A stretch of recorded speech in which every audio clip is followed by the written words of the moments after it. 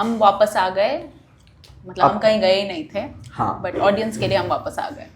तो जो पिछले एपिसोड में जो हमने चर्चा किया और हमने उस टॉपिक को इस पॉइंट पर ला करके छोड़ा है कि जब हम ईश्वर को याद करते हैं या अलमाइटी को याद करते हैं या गॉड को याद करते हैं, तो जब भी हम याद करते हैं तो फायदा नुकसान से याद करते हैं। हाँ, अगर हम पूजा करेंगे तो इस घर में सुख शांति आएगी। गिव एंड टेक, ये गिव एंड टेक के रिलेशन से हम ट्रांजैक्शन। हाँ, हम दुकान में जाकर पैसे देंगे तो हमें चॉकलेट मिलेगी। हाँ, गिव एंड टेक। हाँ, तो अब इस पर आपका क्या कहना है कि हम इसको किस तरीके से देखते हैं आज के कॉन्सेप्ट में? जो मुझे लगता है, हम देखो, ये कहना बहुत मुश्किल है कि कोई और इसको किस तरीके से देखता है। ये भी मैं पर्सनली कहूँगी कि मैंने कभी रिलेशनशिप विद गॉड को फ़ायदे नुकसान से नहीं तोला, पर मैं इतना समझ सकती हूँ जो मैंने देखा है कि दिमाग जो हमारा है वो जब इस दुनिया के साथ इंटरैक्ट करता है तो देखता है कि हर जगह फ़ायदा नुकसान है, हर जगह फ़ायदा नुकसान है। हम हर डिसीजन फ़ायदे नुकसान को देखकर लेते हैं। एक छोटी सी मुझे अचानक से एक इंस्पिरेशन मिल रही है एक बात बताने की। जब मैं कैलकाटा में रहती थी अपने स्कूल और कॉलेज के समय पर, तो मैं बहुत घूमती थी। मैं पूरा कलकत्ता घूमती रहती थी। वो मेरी एक आदत सी थी। और जब मैं ये घूमती थी तो मैं कभी ये नहीं सोचती थी कि मैं इस मित्र के साथ समय क्यों बिताऊं, इसमें मुझे क्या मिलेगा। ये सवाल मेरे दिमाग में नहीं आता था। फिर एक ऐसा समय हुआ जब मैं दिल्ली आई, 22-23 साल की उम्र में मैं दिल्ली आई, और ये कलकत्ता का एक नेचर भी है। ये अगर कोई भी कैलकाटा से है तो वो समझेगा कि अड्डा एक कॉन्सेप्ट है कैलकाटा में, जहाँ लोग बस इकट्ठा होते हैं। उनको इससे लेना देना नहीं है कि आज इकट्ठा होंगे तो इस इकट्ठा होने से हमें क्या मिलेगा, वहाँ समोसा होगा या नहीं, ये अलग बात है। वहाँ समोसा, चाय और सुट्टा, ये कॉन्सेप्ट है, वो होता है। सुट्टा मतलब जो कैलकाटा का फीलिंग में बहुत लोग सिगरेट पीते हैं, तो सुट्टा, चाय, समोसा, ये कॉन्सेप्ट है, वो अलग बात है। पर उस लिए लोग नहीं जाते। वो ऑलमोस्ट एक संघ का कॉन्सेप्ट है। ये जो अड्डा का कॉन्सेप्ट है, ये एक संघ का कॉन्सेप्ट है, सत्संग का कॉन्सेप्ट। अब वो सत्य हो रहा है कि नहीं वो मुझे नहीं पता, बट एक संघ का कॉन्सेप्ट है। तो एक तो उस कल्चर से, और दूसरा व्यक्तिगत पर्सनली उस टाइप की नेचर होने के कारण मैं बहुत घूमती थी और कभी ये फायदा नुकसान नहीं लगाती थी कि मैं उतना दूर जाकर उस इंसान से क्यों मिलूं, मुझे क्या मिलेगा। मैं 5 मिनट के लिए 1 घंटे की यात्रा करती थी। किसी को एक टॉफ़ी देने के लिए मैं 1 घंटे की यात्रा करती थी। उस टाइम ना फ़ायदा आता था कि उसको मैं एक टॉफ़ी दूंगी तो हो सकता है मेरे जन्मदिन पर वो मुझे बड़ी टॉफ़ी दे, ना नुकसान आता था कि कौन इतना दूर जाएगा एक टॉफ़ी देने के लिए। जब मैं दिल्ली आई तो मैंने एक ट्रांजैक्शनल रिलेशनशिप लोगों के बीच में देखा, जिसने मुझे थोड़ा डिस्गस्ट भी कर दिया यहाँ के कल्चर पे, पर वो मेरी कमी थी उसको उस तरीके से देखना। मैंने देखा कि यहाँ लोग, मुझे किसी ने एक दिन फ़ोन पर बोला, अच्छा ठीक है मैं तुमसे मिलूंगी 4 बजे अगर मुझे और कुछ बेटर प्लान नहीं मिला करने के लिए। और ऐसा थॉट मेरे दिमाग में कभी नहीं आया था। अगर मैंने किसी को कह दिया मैं 4 बजे मिलूंगी तो मैं उसको 4 बजे मिलूंगी। कुछ हो जाना होगा अलग से मेरे जीवन में कि मैं उसको 4 बजे ना मिल पाऊँ। पर ये है, मेरे दिमाग में पहले से कभी नहीं आया था कि अच्छा कोई और बेटर प्लान नहीं आया तो मैं तुम्हें 4 बजे मिलूंगी। ये जो मैंने देखा मेरे लिए इतना शॉकिंग इसलिए था क्योंकि फॉर द फर्स्ट टाइम मैंने लॉजिकल माइंड को देखा। उस इंसान की बात गलत नहीं थी। उस इंसान का सवाल ये था मैं तुमसे मिलूं पर मुझे उससे कोई अच्छा अपॉर्चुनिटी मिल गया तो मैं इस जॉब को हाँ कर दूं, पर इस जॉब को हाँ करने ही अगले दिन मुझे एक और अच्छा जॉब मिल गया जो मुझे इस जॉब से 1.5 गुना सैलरी दे रहा है। तो ये सवाल इंसान इस दुनिया में पूछता ही पूछता है और उसको पूछना भी चाहिए।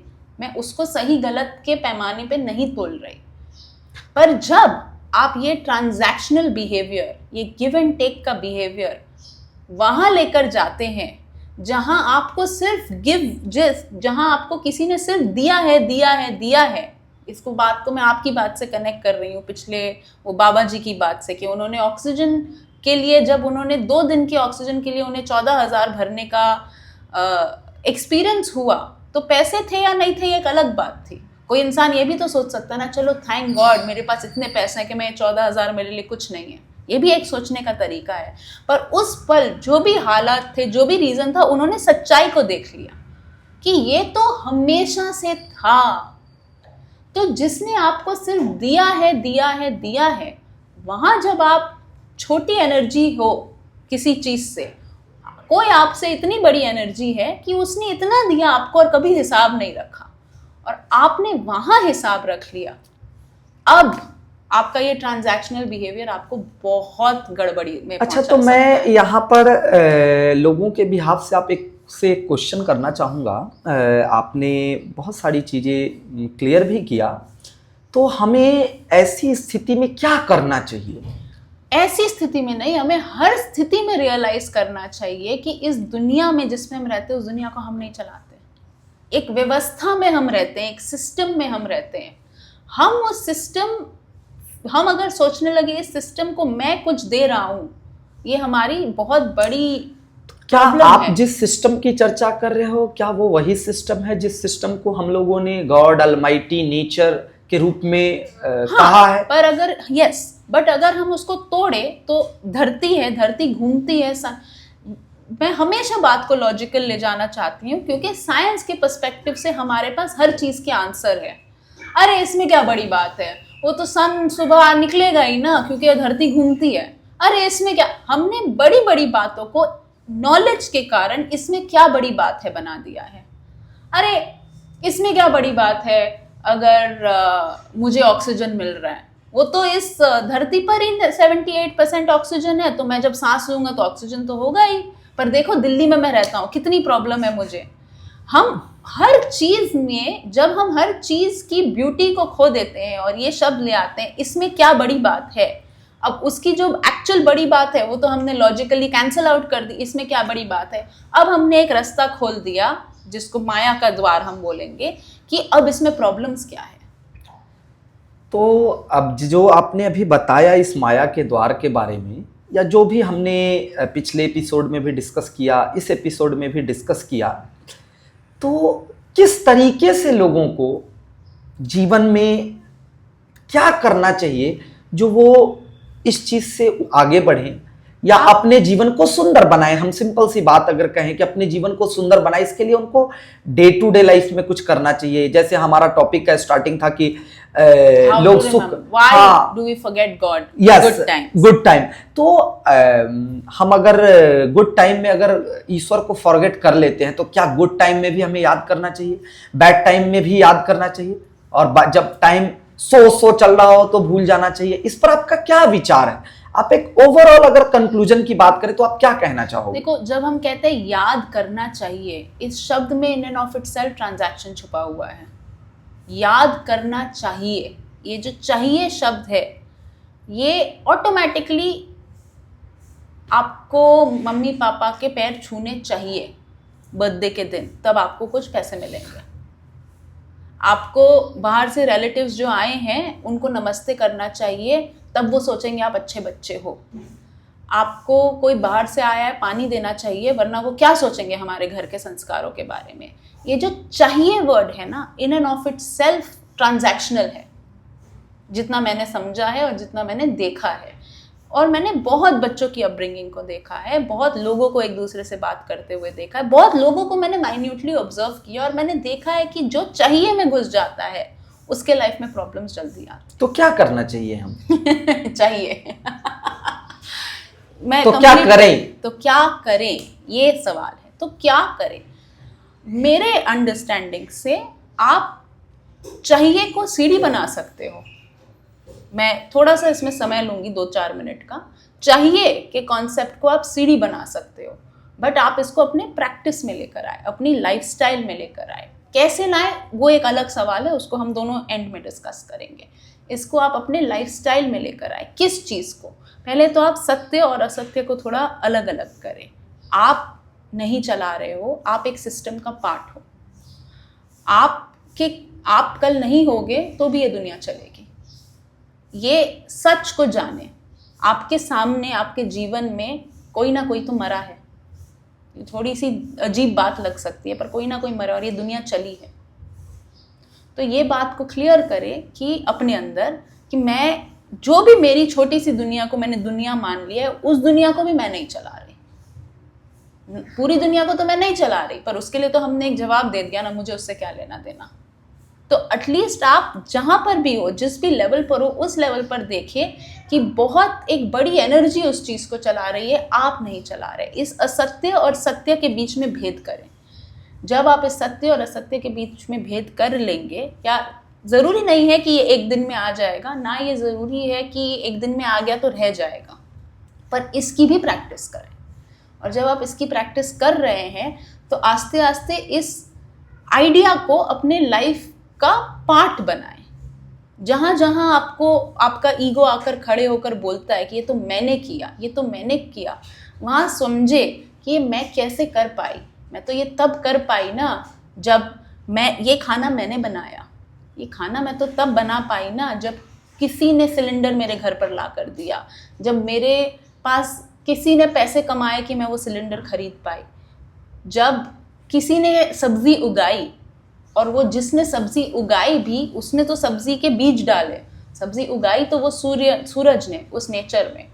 तो आप जितना पीछे जाना चाहे जाए, अपने मन में एक ग्रैटिट्यूड का भाव जब आप लेकर आएंगे, जब आपके मन में एक स्टेबिलिटी से ये याद रहेगा आपको कि ये सब मुझे मिल रहा है, उस बाबा जी की तरह ये सब मुझे मिल रहा है, और ये सब कुछ मुझे मिल रहा है, पर मेरा फोकस मुझे क्या नहीं मिल रहा है, इस पर क्यों है। जब आप इस बात में आस्ते आस्ते स्थिर होंगे तो आपको समझ आएगा कि वो क्यों है, क्योंकि वो मेरा मन ऐसे ही है। मन ऐसे ही है। मन कभी ये नहीं देखेगा कि मुझे क्या मिला है, वो हमेशा ये देखेगा मुझे क्या चाहिए। और जैसे ही मुझे क्या चाहिए वो देखेगा तो वो नाप तोलने लगेगा, चाहिए पर नहीं है तो नहीं मिला, वो ये ट्रांजैक्शन को बना देगा। देखो, अब ये जो सारी चीज़ें निकल कर के आई, इससे मेरे दिमाग में एक बात चल रही है कि आजकल एक बहुत पॉपुलर कॉन्सेप्ट है कि हम बहुत अटैच्ड हैं, दुनिया से अटैच्ड हैं, माँ बाप से अटैच्ड हैं, बच्चों से अटैच्ड हैं। डिटैचमेंट की प्रैक्टिस करो। और जो हमारा टॉपिक है, अगर इसको हम कंक्लूड करके एक छोटे से सिंपल शब्दों में बताएं तो ये कहीं ना कहीं एक डिटैचमेंट का अभ्यास है। हाँ। कहीं ना कहीं जैसे कोई हमारे साथ दुख होता है तो उसके लिए अगर हम किसी को दोषी ठहरा देते हैं, मेरे साथ कोई अप्रिय घटना होती है, चाहे वो हम प्रकृति को दोषी ठहराएं या चाहे हम, जब बारिश होती है तो क्या कोई व्यक्ति गीला होकर के बुखार लग जाती है तो कहता है प्रकृति ने हमें भिगा दिया, और किसी किसान का फसल अच्छा हो जाता है तो कहता है प्रकृति ने हमें उगा दिया। तो हम जो दोषी ठहरा रहे हैं, चाहे वो प्रकृति को दोषी ठहराए, व्यक्ति को दोषी ठहराए, या जब हमारे साथ कुछ अच्छा होता है, तो जब अच्छा होता है तो इसके लिए हमने ये चीज किया, हमको ये चीज मिला, मेरे माता पिता ने ये चीज देते हैं। हाँ, तो ये जो दोनों चीज है, इसमें क्रेडिट देना और दोषी ठहराना, इस दोनों में अगर एक बैलेंस्ड स्टेट आ जाए तो ये बैलेंस स्टेट तभी आएगा ना कि जब आप इसके रूट को समझेंगे। और रूट को कैसे समझेंगे? ये सबका रूट नेचर है, ये सबका रूट गॉड है, ये सबका रूट सुपर पावर है। भी मैं नहीं कहूंगी, मैं जब कहूंगी तो मैं तो कहूंगी कि ये सब बस है, ये सब बस इसका है, कोई रूट नहीं है, मैं तो वो कहूंगी। पर for the sake of this conversation, yes, अगर हम इसको उस तरीके से ले तो फिर मुझे जो मैंने स्टार्टिंग में पुराने एपिसोड में जो लाइन कही थी, तो अगर उसकी हम व्याख्या के शब्दों में समझे कि दुख में सुमिरन सब करे और सुख में करे न करे, और जो सुख में सुमिरन करे सो दुख काहे होए, तो इसका सिंपल सी लॉजिक यही है कि आप दोनों स्थिति में अगर उसको याद कर रहे हो तो ना तो आप सुख में बहुत ज्यादा अपने आप को ऊपर जाओगे और ना दुख में बहुत ज्यादा डाउनफॉल। एक बैलेंस स्टेट में जीवन जी लोगे, और जब बैलेंस स्टेट में जियोगे तो ऑब्वियस सी बात है जीवन आपका खुश रहेगा। जब बैलेंस तो, अब फिर से हमने हिसाब लगा दिया, जीवन खुश रहेगा या नहीं रहेगा, उससे आप खुश रहो, आप खुश रहो। यस। और यहाँ क्योंकि आपने एक जिसको हम इंग्लिश में स्टोइसिज्म कहते हैं, वो डिटैचमेंट, डिटैच्ड लिविंग, आपने ये कॉन्सेप्ट ले आया। और क्योंकि हमारे पास थोड़ा सा टाइम है, मैं एक दो बात और कहना चाहूँगी या करना चाहूँगी, जो ये है कि अगर हम, एक डर रहता है इंसान के मन में, अगर मैं ऐसा बन गया तो मुझे तो जीवन में मज़ा आना छूट जाएगा। अगर मैं खुशी में खुशी ना ले पाया तो फिर तो मुझे मज़ा आना छूट जाएगा। और यहाँ मैं क्लैरिफिकेशन देना चाहूँगी और फिर आपकी बात भी सुनना चाहूँगी कि ऐसा तो नहीं होगा। नहीं। क्या होगा, पहले आप ही बताएं, क्या होगा? ये लोग जो सोचते हैं ना, हमने स्टार्टिंग में याद है आपको एक एपिसोड किया था कि हमें मजा आ रहा है। नहीं, वो छोड़ दो, आप अब नए से बोलो। हाँ, तो अभी जो आप कह रहे हो कि मेरा मजा आना छूट जाएगा, ये डर रहता है। हाँ, अगर मैं स्टोइक बन गया, हाँ, अगर मैंने वो स्थिति, पहले तो हमने अभी काम ही नहीं किया उतना उस स्थिति को प्राप्त करने के लिए, बट अगर मैंने वो स्थिति प्राप्त कर ली तो गड़बड़ हो जाएगी। नहीं, जिसको लोग समझते हैं ना कि वो गड़बड़ हो जाएगी, वो इसलिए समझते हैं कि गड़बड़ हो जाएगी क्योंकि उन्होंने अभी तक गड़बड़ ही देखा है ना। वो एक्चुअल जो वो स्थिति है, जब आप उस स्थिति को फील करोगे तो वो गड़बड़ में भी अच्छा रहने की स्थिति है, और अच्छे में तो आप अच्छा हो ही, गड़बड़ में भी अच्छा रहने की स्थिति है। तो जब तक हम ये एक एक्सपीरियंस की विषय वस्तु है, इसको हम बहुत एक्सप्लेन नहीं कर सकते। हाँ, बट जो हम कोशिश करके थोड़ा सा बताना चाह रहे हैं कि जो लोग सोचते हैं कि मजा आना बंद हो जाएगा, गड़बड़ हो जाएगी, ऐसा होता नहीं है। वो एक्चुअली जो परमानेंट आपके पास नहीं है, जो आपके पास कुछ क्षण के लिए आता है, उसको कुछ क्षण की आनंद को, कुछ क्षण की खुशी को आप परमानेंट रूप में परिवर्तित कर देते हो इस मीडियम के द्वारा, इस माध्यम के द्वारा। चाहे परिस्थितियां आपके जीवन में अप डाउन कुछ भी होता रहे। दो फर्क मुझे आपकी बात से लगा, शायद आप जब उसको कह रहे हैं तो आप वही कह रहे हैं जो मैं कह रही हूँ, पर फिर भी मैं उसको डिस्टिंग्विश क्लैरिफाई करना चाहूंगी, ओपन करना चाहूंगी। आपने जो बोला ना, जो खुशी हमें कभी कभी आती है वो हमेशा आएगी, फिर से ये ट्रांजैक्शनल बन गया। आपके कहने का तरीका शायद ये नहीं होगा, बट इतनी क्लैरिटी में देना चाहूंगी। वो खुशी आप ढूंढ रहे हो ना, और ये खुशी आप ढूंढोगे नहीं। ये दोनों में फर्क है। हाँ। जिसको कभी कभी आप ही के वर्ड्स में खुशी और आनंद के बीच का जो डिफरेंस है, और मेरे वर्ड्स में हैप्पीनेस एंड ब्लिसफुलनेस के बीच का जो डिफरेंस है, वो ये डिफरेंस है कि it does not matter, outside circumstances do not matter.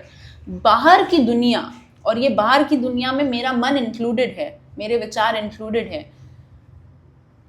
इस दुनिया में जो हो रहा है, जो मैं देख रही हूँ, जो मैं एक्सपीरियंस कर रही हूँ, उस पे जो भी हो रहा है, उससे मेरे अंदर का आनंद, उससे मेरे अंदर की स्टेट चेंज नहीं हो रही है। तो ये एक जंप हो सकता है किसी के लिए, बट ये एक मोटिवेशन भी हो सकती है जो हमने अभी तक डिस्कस किया उसको ट्राई करने की। क्योंकि ये स्टेट पॉसिबल है, बिल्कुल अवेलेबल है, और इसके लिए मेहनत सबको अलग अलग लेवल की करनी पड़ती है। हर इंसान का घर साफ हो सकता है, उसको बस ये देखना होगा कि उसने आज तक कितना गंदा किया है। और फिर कोई जरूरी नहीं कि कोई एक तरीका भी हो, अलग अलग वो तरीका भी उनका अपना हो सकता है, बट हम इस चीज को गेन करके और इस चीज को अपने लाइफ में प्राप्त करके कंटिन्यू कर सकते हैं। For sure. ओके, तो इस पॉइंट पर हम इसको एंड करते हैं। हमारा टॉपिक कंप्लीट हुआ? बिल्कुल कंप्लीट हो गया, और बिल्कुल क्यों करना चाहिए, ये तो हमने पूरे सारे डायमेंशन को ही खोल दिया है। तो आई थिंक हाँ, जो पहले वाले एपिसोड को सुनेंगे और जो बाद वाले एपिसोड को सुनेंगे, वो दोनों को सुनेंगे, उनको एक कंप्लीट मिल जाएगा। अगर वो हाफ सुनेंगे तो शायद थोड़ा सा कंफ्यूजन हो। एंड आई थिंक मैं इसमें ये भी कहना चाहूंगी कि अगर इतना सुनने के बाद भी आपके पास कोई सवाल है तो वो कमेंट्स में लिख सकते हैं। बिल्कुल लिख सकते हैं, हम आंसर करेंगे या कोई नए या ज्यादा कॉमन क्वेश्चंस होंगे तो हम कोई अलग से एपिसोड ही बना देंगे। बिल्कुल ठीक है। ओके, थैंक यू, नमस्ते।